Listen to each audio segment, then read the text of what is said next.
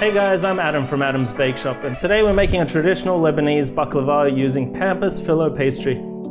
First step is to add our nuts into our food processor, so walnuts, almonds. I'll generally use the same ratio of almonds to walnuts because they're cheaper than the pistachios. And now we'll process this into a crushed nut paste. We don't want to crush the nuts too much, we want to have some nice texture in the baklava. In a tray, put some baking paper down and then spray with golden canola spray oil. Now I'm going to add a few layers of the pampas filo pastry.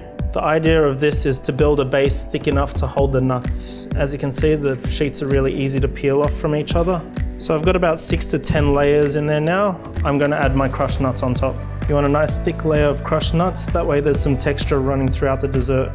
We're going to top up the levels of sheets to about 20 to 30 pieces high.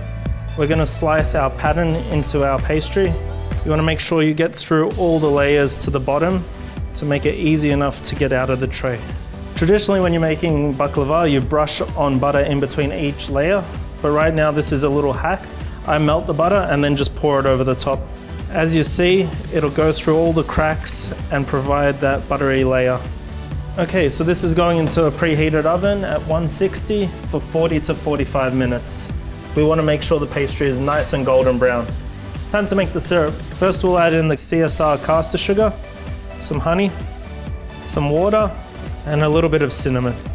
We want to cook this until it reaches about 120 degrees. Time to take the baklava out and start dressing it. As you can see, the pastry is nice and golden brown. Now it's time to pour the syrup over the top. I like to do it while it's hot to make sure that it goes and gets absorbed into the pastry. Finally, we're going to coat it with some pistachios.